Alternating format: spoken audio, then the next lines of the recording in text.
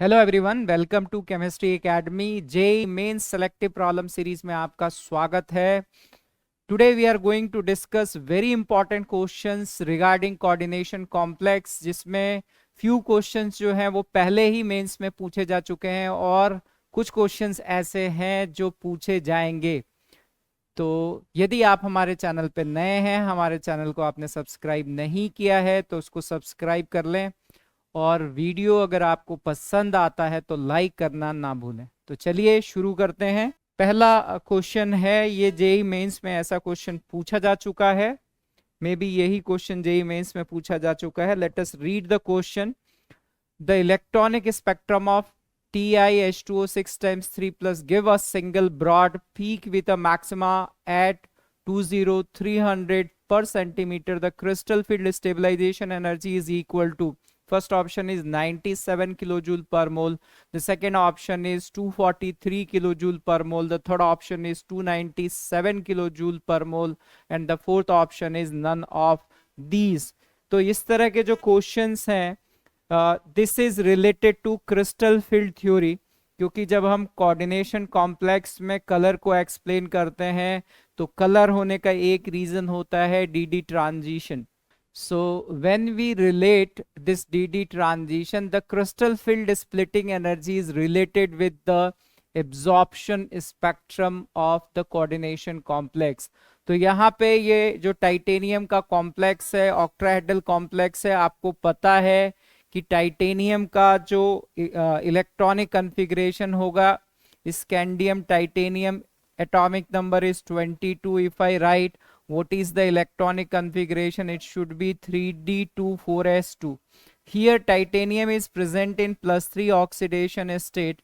अगर titanium +3 oxidation state में है तो 4s से 2 इलेक्ट्रॉन चले जाएंगे और 3d से 1 इलेक्ट्रॉन चला जाएगा. There is only 1 electron in 3d.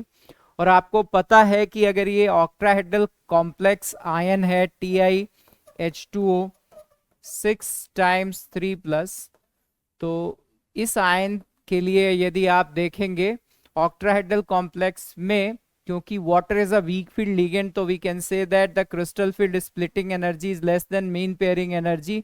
यहाँ एक ही इलेक्ट्रॉन है. ग्राउंड स्टेट में जो इलेक्ट्रॉन है वो T2G एटॉमिक ऑर्बिटल में है, एक ही इलेक्ट्रॉन है. और जब ये इलेक्ट्रॉन एनर्जी एब्जॉर्ब करेगा तो वो Eg एटॉमिक ऑर्बिटल्स में चला जाएगा. So for excitation from T2G and Eg, the energy required is given in terms of पर सेंटीमीटर, राइट. तो यहाँ पे आपसे क्वेश्चन में ये पूछा जा रहा है कि जो क्रिस्टल फील्ड स्प्लिटिंग एनर्जी है वो किलोजूल पर मोल के फॉर्म में क्या है. जो पीक आ रही है उसके लिए उन्होंने वेव नंबर की वैल्यू दे रखी है. And now in order to solve this question हमें क्या पता होना चाहिए कि what is the energy corresponding to 1 kilojoule per mole. 1 kilojoule per मोल को अगर हम ये वेव नंबर से रिलेट करते हैं, 1/लैम्डा से रिलेट करते हैं, so you should know this value, you should remember this value that 83.7 per centimeter is equivalent to the energy 1 kilojoule per mole. So here they have given the crystal field splitting energy. इन्होंने crystal field splitting energy question में दे रखी है. They have given that the broad peak with maximum at 20300. इसको अगर हमें relate करना है, यदि हमें फाइंड आउट करना है कि what is the value of crystal field splitting energy in terms of kilojoule per mole, so we should write here this value is given 20300 per centimeter. If we divide it by 83.7, we are getting this value. अगर हम calculate करते हैं तो ये value आती है 243. So from here we can say that second option will be the answer. So आप इस क्वेश्चन में जो इम्पोर्टेंट पॉइंट है उसको ध्यान रखना है कि 1 kilojoule per mole is equivalent to 83.7 per centimeter. If you remember this, then you can solve this question, right? TiH2O 6 times 3 plus, ये पैरामैग्नेटिक सब्सटेंस है. देयर इज 1 अनपेयर्ड इलेक्ट्रॉन, ठीक है. यहाँ पे हम ये कह सकते हैं कि इस केस में there is no meaning of high spin complex और low spin complex, in both cases the spin magnetic movement will remain same. ये जो कॉम्प्लेक्स है because of d d transition it is a coloured compound, right, and ये सारी चीजें NCERT में दे रखी हैं। यदि आप एनसीईआरटी को पढ़िए तो एनसीईआरटी में they have given that about this TiH2O6 times 3 plus, this is a violet color compound। जैसे जेई एडवांस में ये क्वेश्चन पूछा जा चुका है, CuSO4.5H2O is blue in color। तो अगर हम डी ट्रांजिशन CFT से कलर को एक्सप्लेन करते हैं, so complementary colour we have to relate delta not with lambda absorption. तो हमें ये पता होना चाहिए कि अगर CuSO4.5H2O का ब्लू कलर है तो उसने कौन सा कलर एब्जॉर्ब किया होगा, एंड ये क्वेश्चन पहले ही पूछा जा चुका है। We know that CuSO4.5H2O is basically CuH2O4 2 plus SO4.H2O, there is one water of crystallization। Already इस पे बहुत सारे क्वेश्चन पूछे जा चुके हैं कि इसमें कौन कौन सी बॉन्डिंग है। There is hydrogen bonding, there is covalent coordinate bond, there is covalent bond, there is ionic bond. तो ये क्वेश्चन भी जेई एडवांस में पूछा जा चुका है, बट यहाँ पे हम कॉम्प्लीमेंट्री कलर को डिस्कस कर रहे हैं। जेई एडवांस ने ऑलरेडी ये पूछा है कि अगर कॉपर सल्फेट का ब्लू कलर है तो कौन सा कॉम्प्लीमेंट्री कलर वो एब्जॉर्ब करेगा, and the colour is red. इसी तरह से TiH2O6 टाइम्स 3 प्लस में ये कलर्ड कॉम्प्लेक्स है, it is violet in colour. तो ये कौन सा कलर एब्जॉर्ब करेगा, that coloured absorb will be blue green. तो अगर कॉम्प्लेक्स जो बना है वो सेंट्रल एटम और लीगेंड की वजह से बना है, अगर हम लीगेंड को रिमूव कर दें, ठीक है, ये भी एनसीईआरटी में मेंशन है। If you go through this para you will get that point. अगर हम CuSO4.5H2O को हीट करते हैं, वाटर ऑफ क्रिस्टलाइजेशन अगर हट जाते हैं, तो CuSO4 जो है वो व्हाइट कलर का होता है। सिमिलरली TiH2O6 टाइम्स Cl3 अगर हम इसको हीट करते हैं और सारे वाटर ऑफ क्रिस्टलाइजेशन को हटा देते हैं, सारे लिगेंड्स को अगर हम हटा देते हैं, तो ये जो कॉम्प्लेक्स होगा ये कलरलेस होगा, right? So the color is because of dd transition, and dd transition is possible when there is a formation of complex। ठीक है, तो अगर हम हीट करके वाटर ऑफ क्रिस्टलाइजेशन को हटा देंगे तो ये जो कॉम्प्लेक्स होगा वो कलरलेस हो जाएगा। That is also a very important point which is mentioned in NCERT. NCERT में ये मेंशन्ड है। There is a third important point कि जो क्रिस्टल फील्ड स्प्लिटिंग एनर्जी है वो किस पे डिपेंड करती है। Crystal field splitting energy will depend on the size of the central metal atom. Size मतलब हियर कि that central metal atom is of 3D 4D और 5D। so that one thing, the other thing is the charge on the central metal atom, and the third thing is the type of ligand।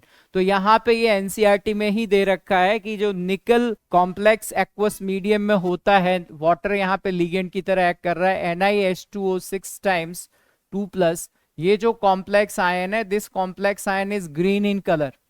अगर इस complex ion को aqueous medium में हम ethylene diamine से react करा दें, तो this is a strong field ligand, it will displace water as a weak field ligand.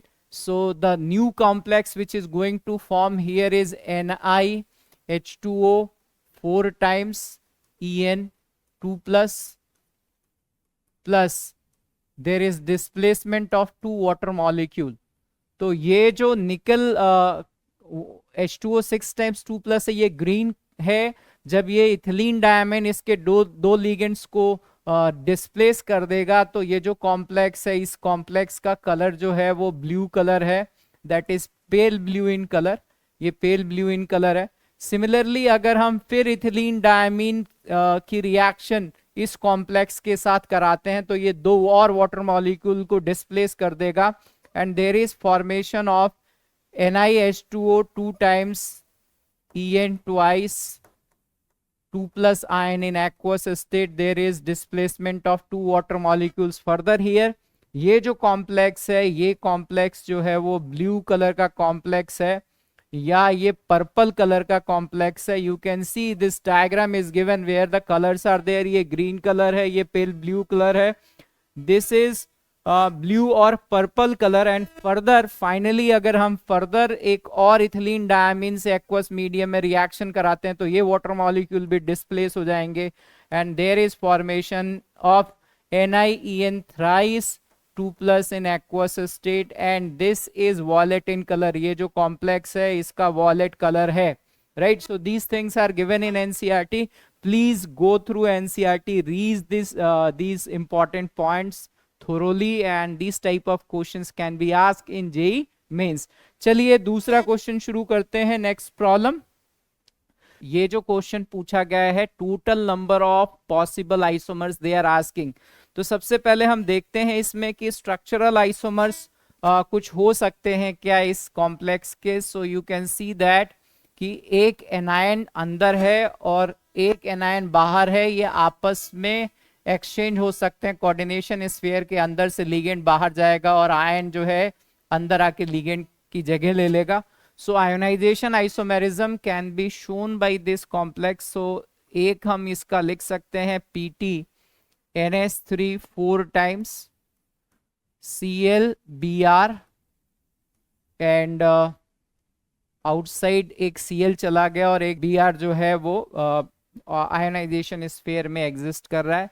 Similarly the other possibility is PT NH3 4 times, जितने भी बाहर में Br हैं वो अंदर आ जाए और Cl अंदर से बाहर चला जाए। सो दिस इज ऑल्सो पॉसिबल। और एक तो हमने लिखा ही है कि ये कॉम्प्लेक्स है PT NH3 4 टाइम्स Cl2Br2। तो आयनाइजेशन आइसोमर्स की बात करें तो ये 3 कॉम्प्लेक्सेस हैं, they are ionization isomers to each other, right. अब इसमें अगर हम इस कॉम्प्लेक्स की बात करते हैं, इस कॉम्प्लेक्स में अगर आप देखो तो मैं इसको लिख सकता हूं this is MA4BC type of complex.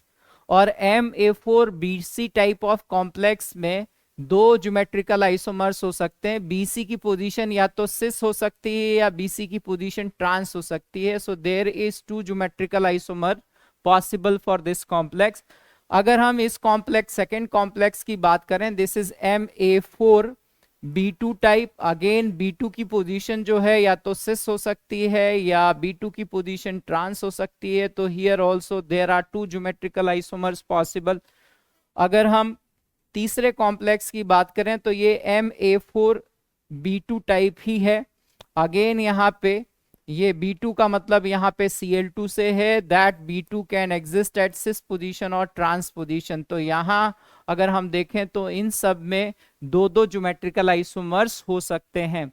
There is no optical isomers possible, क्योंकि अगर हम MA4BC की बात करते हैं, राइट सिस और ट्रांस अगर हम ड्रॉ करते हैं, सो अगर मैं ये कह रहा हूं कि B और C जो है वो ट्रांस पोजीशन पे हैं और बाकी जो A है वो स्क्वायर प्लेन में एग्जिस्ट कर रहे हैं।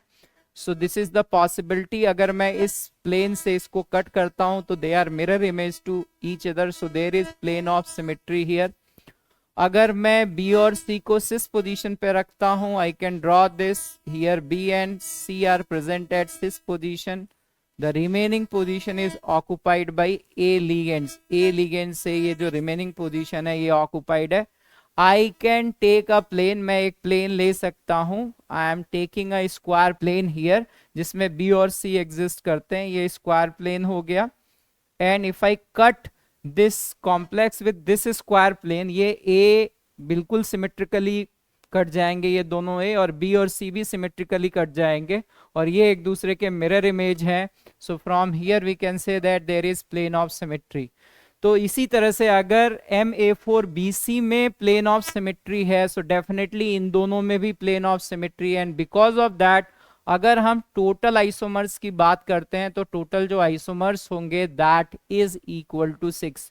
सो 6 is the total number of isomers possible in this case. आप यहां चाहो तो बना के देख सकते हो। पहला हम ये डिस्कस कर रहे थे MA4BC। इस MA4BC में ये M यहाँ सेंट्रल एटम हो गया और बी और सी अगर ट्रांस पोजीशन पे है तो ये सारे जो ए होंगे वो स्क्वायर प्लेन में एग्जिस्ट करेंगे। सिमिलरली बी और सी जो है अगर सिस पोजीशन पे है तो remaining position is occupied by A. इसी तरह से MA4 B2 कह सकते हैं हम यहाँ पे। So MB2 can be present at trans position, तो रिमेनिंग पोजीशन ए ने ऑक्युपाई कर रखी है, या बी जो है अगर सिस पोजीशन पे है तो रिमेनिंग पोजीशन जो है वो ए ने ऑक्युपाई कर रखी है। इन सभी केसेस में there is plane of symmetry. अगर मैं यहाँ B2 की जगह इस तरह से लिख देता है MA4 C2, then this C2 can be present at trans position and the remaining position is occupied by A, या जो C2 है वो सिक्स पोजीशन पे होंगे और रिमेनिंग पोजीशन जो है वो A ने ऑक्युपाई कर रखी। ये 6 पॉसिबिलिटी हैं, ठीक है, और इन सब में जो है वो प्लेन ऑफ सिमेट्री है, and because of that plane of symmetry there is no optical isomers possible in this case. Moving to the next problem. Next जो प्रॉब्लम है उसको मैं पहले रीड आउट कर देता हूं। An octahedral complex with no Chillet ring.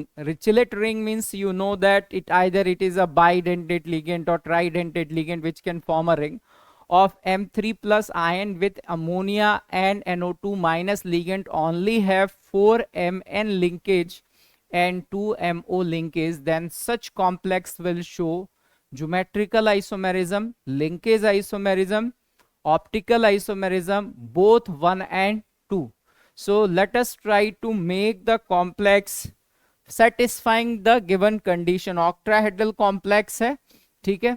इस octahedral complex में अगर मेटल और नाइट्रोजन बॉन्ड्स 4 हैं तो देयर आर 2 पॉसिबिलिटी। हम इस तरह से लिख सकते हैं MnS3 4 टाइम्स और metal and oxygen bonds are 2, right? So this should be written as, because NO2 is an ambidentate ligand, तो सेंट्रल एटम से या तो ऑक्सीजन अटैच्ड हो या सेंट्रल एटम से this nitrogen can be attached, right. तो यहाँ पे ऑलरेडी अगर मैंने NH3 4 टाइम्स ले लिए तो ये 2 ही लिगेंड होंगे जिसमें oxygen atom should be attached to the central atom.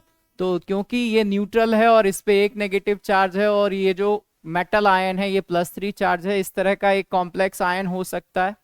The other possibility is MnH3 2 times, NO2 2 times and ONO 2 times.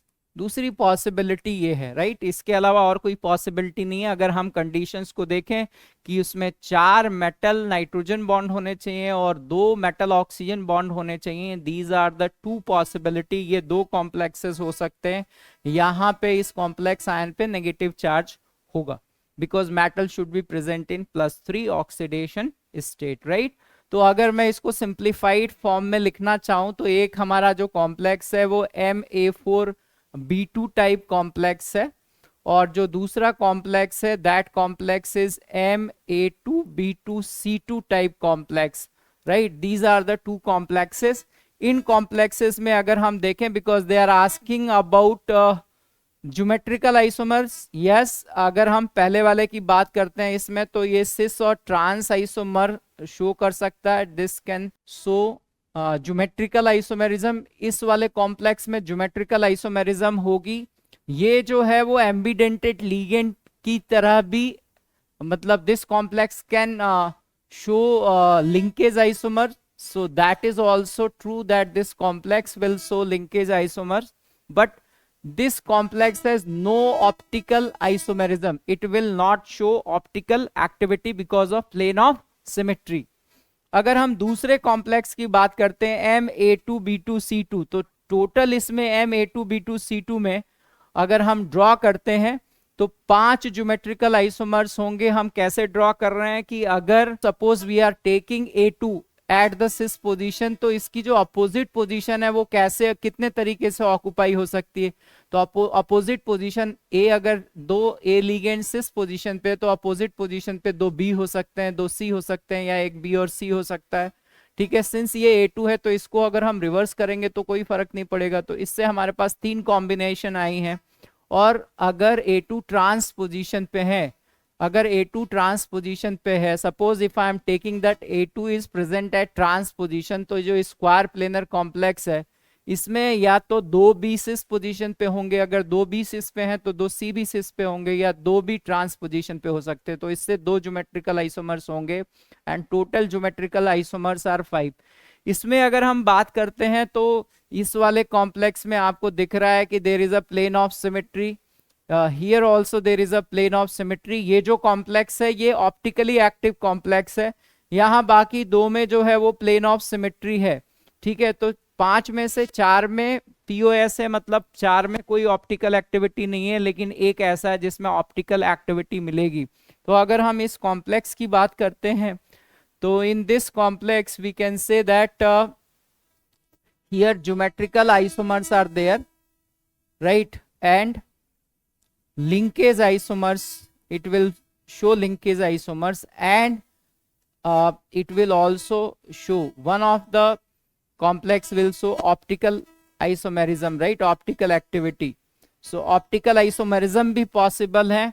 अगर हम ऑप्शन की बात करें, इसमें लिखा हुआ है कि then such complexes will show and it is a single correct, so what will be the best answer। ये जो दोनों कॉम्प्लेक्स हैं वो ज्योमेट्रिकल आइसोमेरिज्म भी शो कर रहे हैं and they will show linkage isomers also, but both complexes are not showing optical isomerism। the first complex is not showing optical isomerism while the second complex is showing optical isomerism, and because of that we should choose fourth as the correct option। both first and second conditions are shown by both the complexes, इसलिए इसका answer क्या होना चाहिए, 4 होना चाहिए। तो चलिए आगे बढ़ते हैं, इसमें नेक्स्ट प्रॉब्लम को डिस्कस करते हैं। The next problem is regarding hybridization of coordination complex, और hybridization of coordination complex में there are certain points which is very important, which cannot be explained by valence bond theory or crystal field theory। for that we have to use either molecular orbital theory or ligand field theory। तो जैसे जितने भी metal carbonyls होते हैं उसमें crystal field theory नहीं लगती है ना, क्रिस्टल फील्ड थ्योरी आयनिक कॉम्प्लेक्सेस के लिए वैलिड है, it is not valid for neutral complexes. तो इस क्वेश्चन को सॉल्व करते हैं। Let me first read out the question. The hybridization of the central atoms in the complex species NiCN4 2 minus, NiCl4 2 minus and NiCO4 respectively। So it's a very simple but it's a very logical point to discuss here। एक एक करके हम discuss करते हैं। पहला जो complex है NiCN4 2 minus, so coordination number निकल का जो है यहाँ पे 4 है। अगर कोऑर्डिनेशन नंबर 4 है, अगर हम Cn माइनस की बात करें, it is a strong field ligand. तो हम यहाँ क्या कर सकते हैं, because of strong field ligand we can say here that it is going to form square planar complex in which the crystal field splitting energy is greater than mean pairing energy. इसको अगर हम valence bond theory से समझना चाहें, या पहले हम यहाँ पे CFT से ही मैग्नेटिक मूवमेंट निकालने की कोशिश करें, ये स्क्वायर प्लेनर कॉम्प्लेक्स होना चाहिए। इस हिसाब से निकल +2 में है, निकल का इलेक्ट्रॉनिक कन्फिग्रेशन जो है वो 3d8 4s2 है। अगर निकल +2 ऑक्सीडेशन स्टेट में प्रेजेंट है, electronic configuration should be 3d8 4s0। तो यहाँ हम इलेक्ट्रॉन को फिलअप करते हैं, पहले एक एक इलेक्ट्रॉन, फिर पेयरिंग होगी, 4 इलेक्ट्रॉन्स हो गए, this is 6 electrons and this is 8 electrons. So this d orbital is vacant and this is dx² y² orbital. तो इसका यहाँ से आप देख सकते हो, आप वैलेंस बॉन्ड थ्योरी के हिसाब से अब लिख सकते हो कि अगर ये 3d के ऑर्बिटल्स हैं और ये 4s के ऑर्बिटल्स हैं, दिस इज 4s और आगे जो है वो 4p ऑर्बिटल्स होंगे। तो 3d में 8 इलेक्ट्रॉन्स को अगर हमें फिलअप करना है according to CFT, we are able to prove that it is diamagnetic substance. तो यहाँ से हम कह सकते हैं कि हाइब्रिडाइजेशन जो होगा दैट इज DsP2। तो ये DsP2 हाइब्रिडाइजेशन होगा। सेकेंड वाले केस में अगर हम देखें, अगेन निकल जो है वो +2 ऑक्सीडेशन स्टेट में है, but Cl minus is a weak field ligand. So यहाँ पे जो क्रिस्टल फील्ड स्प्लिटिंग एनर्जी है टेट्राहेड्रल कॉम्प्लेक्स बनेगा, that is less than mean pairing energy. And if we try to fill up the electrons according to CFT, तो यहाँ हमें देखना है कि इस केस में ये Eg ऑर्बिटल होगा और ये T2G orbital in tetrahedral complex. First we fill 1 electron and then pairing will take place. 8 electrons हैं, तो ये 8 electrons, there is 2 unpaired electrons in this, 2 unpaired electrons होंगे इसमें. So this is the electronic configuration. This substance is paramagnetic. तो हम D orbitals को use नहीं कर सकते. हाइब्रिडाइजेशन इसमें क्या होगा, sp3 हाइब्रिडाइजेशन होगा. Geometry will be tetrahedral, substance is paramagnetic. इसमें हम CFT नहीं लगा सकते, बट जो स्पेशल पॉइंट्स हैं, कुछ पॉइंट्स हैं जो लिगेंड फील्ड थ्योरी और मॉलिक्यूलर ऑर्बिटल थ्योरी से लिखे गए हैं. उसमें एक पॉइंट है मेटल कार्बोनिल के केस में, क्योंकि carbonyls are strong field ligand, a pair of electron can move from higher energy level to lower energy level. तो यहाँ इसको अगर हमें समझाना है तो निकल जो है वो जीरो ऑक्सीडेशन स्टेट में इलेक्ट्रॉनिक कन्फिग्रेशन होगा 3d84s2, और pair of electron can move from higher energy level to lower energy level in case of strong field ligand. तो यहाँ पे हमें s ऑर्बिटल तो किसी तरह से खाली कराना है, चाहे dsp2 हाइब्रिडाइजेशन हो या sp3, s orbital should be vacant. So in this case अगर हम दो इलेक्ट्रॉन्स को s से d में भेजेंगे तो all the d orbitals are fulfilled. So now the hybridization will be sp3. sp3 hybridization है, मतलब टेट्राहेड्रल ज्योमेट्री है. The substance is diamagnetic in nature. तो आप देख सकते हो कि ये निकल के 3 कॉम्प्लेक्सेस है. यहाँ पे ये निकल जो है वो टेट्राहेड्रल है, it is diamagnetic. Here the nickel is also tetrahedral but paramagnetic, and here the nickel is square, nickel complex is square planar and it is diamagnetic. So if we go through the options, अगर हम options की तरफ जाएं तो 3 जो है wrong है, because ये भी dsp2 है और ये भी dsp2 है. Fourth option is correct. First is dsp2 and second and third is sp3 hybridized. So this should be the answer. Let us move to the 5th question. Select correct statement about anionic part of जैसे salt KPT C2H4Cl3. The first option is carbon double bond. Carbon bond is coplanar with platinum and 3 chlorine atoms. The second point is oxidation state of platinum is +3. The third is HCH bond angle is not same as that in free ethylene molecule. Fourth option is platinum chlorine bond is not affected by synergic bonding between platinum and C2H4. This is a very good question. तो question solve करने से पहले हम जरा theory को revise कर लेते हैं. सबसे पहली बात तो इसमें यह है कि ये पाई कॉम्प्लेक्स है. What is the definition of pi complex? There are many ligands in which no lone pair is present on donor atom, but still they can act as ligand because they may donate their pi electron cloud. तो यहाँ पे जैसे C2H4 एक ऐसा ligand है जिसकी वजह से ये पाई कॉम्प्लेक्स फॉर्म हो रहा है, बिकॉज C2H4 के पास कोई लोन पेयर ऑफ इलेक्ट्रॉन्स नहीं है, but the pi electron cloud can act as side by which it is connected with the central metal atom, right. तो पाई कॉम्प्लेक्स है ये जीसे सॉल्ट जो है ये पहला ऑर्गेनो, पहला नहीं कह सकते, one of the first organometallic compound जिसको जो है वो डिस्कवर किया गया. एंड रिलेटेड टू दिस अगर हम इसमें और भी चीजें डिस्कस करते हैं जीसे सॉल्ट में, तो जीसे सॉल्ट में it is a square planar complex. Square planar complex है क्योंकि प्लैटिनम जो है वो 5d सीरीज का सेंट्रल एटम है जिसमें weak field ligand will also act like a strong field ligand, and because of that this square planar complex is going to form. तो platinum के साथ में 3 क्लोरीन क्लोरो ligands हैं, but those ligands are weak field ligand. But in case of platinum, these weak fielding, because the crystal field splitting energy also depends on the nature of the central atom, and because of that this complex is behaving like a square planar complex. तो ये square planar complex है. सबसे पहले इसमें हम bonding की बात कर लेते हैं.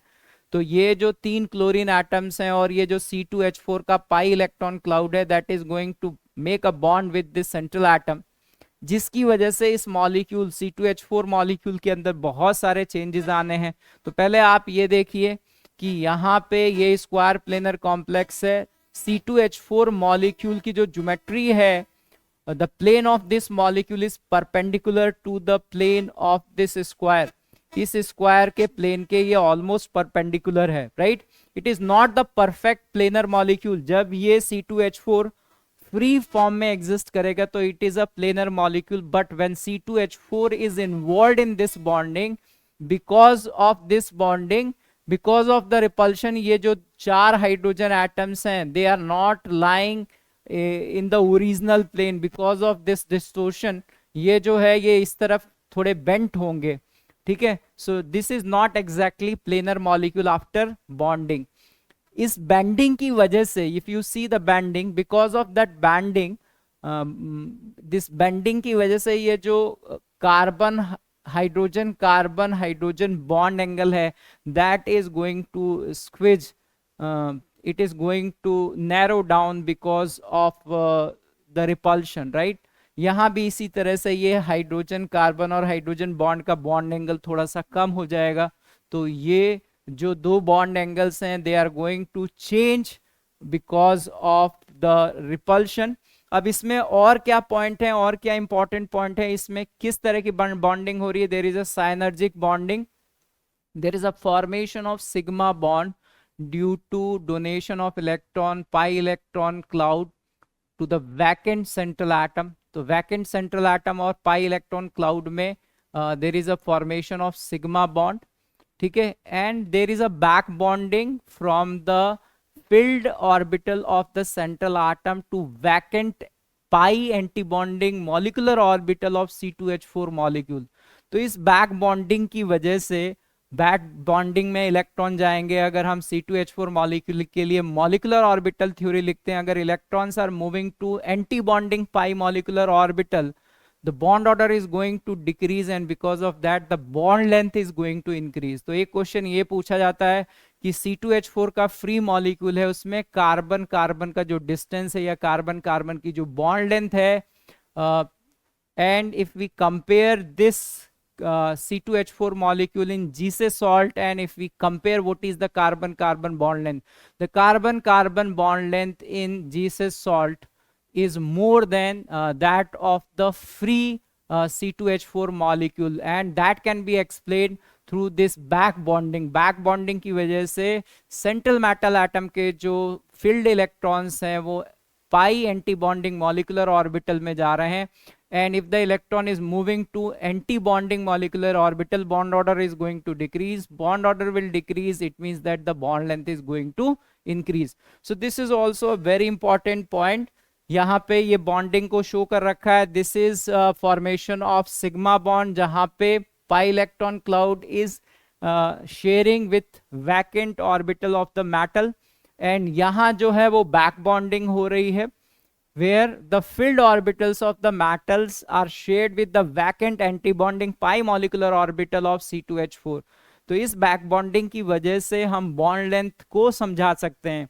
कई बार क्या होता है कि ये C2H4 में हाइड्रोजन की जगह अगर हम फ्लोरीन को रिप्लेस कर देते हैं, fluorine is more electronegative, so carbon पे ज्यादा positive partial positive charge will come on these carbon atoms. अगर यहाँ हाइड्रोजन की जगह फ्लोरीन हो तो बैक बॉन्डिंग और बढ़ जाएगी। अगर बैक बॉन्डिंग बढ़ जाएगी तो we can say that in case of C2F4 the carbon carbon distance is further going to increase, because carbon पे पॉजिटिव होगा तो जो पाई इलेक्ट्रॉन एक्सेप्ट करने की जो टेंडेंसी है कार्बन एटम्स या इस मॉलिक्यूल की वो बढ़ जाएगी, and because of that back bonding will be more and electrons will be more in anti bonding, so bond length is going to increase, right। so that one question they can ask regarding that।